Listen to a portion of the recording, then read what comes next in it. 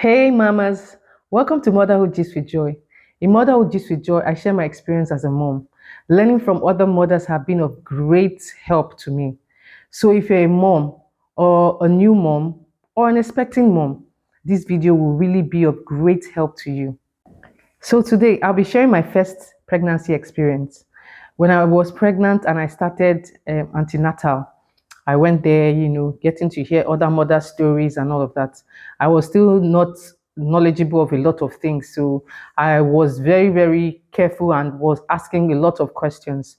So when it was due time, when I was due for delivery, like I was very close, my third trimester, I asked one of the nurses, like, please, what do I do? Because I don't know how I know if I'm due for, I was ready to give birth. So she now said, okay, what I'll do is that I'll be looking out for a shoe. So I said, what's a shoe? She now said that I'll see something like mucus when I go to use the toilet. I said, okay, no wahala. So one time, there was this time, my husband and I went out and it was quite far away. And I had passed my scan date, but not the doctor's date. So we went out, and then as I went to use the restroom, I just noticed that thing that the nurse told me. I quickly went to my husband and told him that I have seen the show. That's how we ran. We went to pack my things. We rushed to the hospital. I got to the hospital in the afternoon. So by the time we got there, I was like, thank God, oh, let me come and deliver this baby now. Let me deliver the baby. And then the next minute, the doctor now said that they need to check me to know what centimeter I was. I said, what are they checking again? I'm not, I'm due, I should be giving birth. And then they said, okay, no, they need to check what centimeter I was. And that's how the doctor checked and said I was on 2 centimeters. I said, which one be 2 centimeters again? Then later on, oh, after some hours, he came again and checked and said I was on 3 centimeters. I said, what's happening like this? 3 centimeters since. Then we waited, though, I was still there. At this point, I wasn't feeling any pain, no labor pain, no nothing. So I was like, thank God, oh, maybe this pregnancy is very easy on me. Then the next thing he came to check and checked, and I had gotten to 5 centimeters. At this time, I started feeling slight pains, slight pains. That was what I was feeling. Then later on, he now came to check. And when he checked 6 centimeters, then the pain started increasing. And I remembered what a parent, a mom, told me that when I start feeling pains, that what I should be doing at that point was not to shout, oh, that if I shout, all the strength I will need to push, I would have exhausted the shouting. So she told me to just breathe in and breathe out. That once I do that, it will help sustain me, through that pain until it's time to push. So that was what I did. I said, this 10 centimeters refused to come. Oh. That's how we stayed. We stayed. Okay, doctor keep checking. And you know that checking that we're talking about is so uncomfortable. Imagine them wearing a glove and putting their hand through your vagina to check. That was the thing that the doctor was checking. And it was so uncomfortable and painful. I kept checking.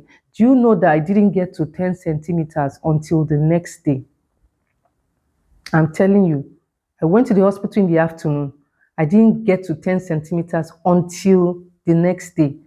And the pain was getting so bad. Like it was so serious. Like I was just breathing in and breathing out. That was what sustained me all through till the 10 centimeters. When it was now time to push, thank God for that advice, because maybe I wouldn't have had the strength to push. I probably would have gone for C-section, or probably, I don't know. But I was just so happy I was able to push, and that was how I pushed. And it was just so easy. Thank God for that advice. I delivered my baby normal, no tear, and it was 2.9. Now, with my second delivery, it was a very different thing, opposites. I'd passed my scan date, I'd passed the doctor's date. I was now wondering what's happening. This baby is not coming out. And this time around, my stomach was really big. This second pregnancy was very, very big compared to my first. So I had to go and see the gynecologist. And then he told me that this is what I'll do. He will give me 1 week.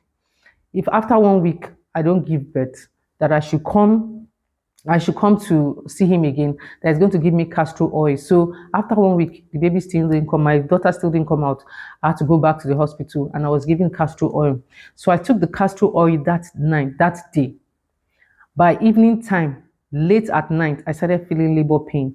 And then I told my husband, I told him that let's just hold on. that I can hold on till it's morning time, like 6:30, when we can, go. So when it was exactly 6:30, I had managed that pain, or the labor pain. We hit the road and we're on our way. As we're on our way close to the hospital, my water broke. I entered the hospital drenched. It didn't take me up to like more than 30 minutes that I just delivered my baby, just like that.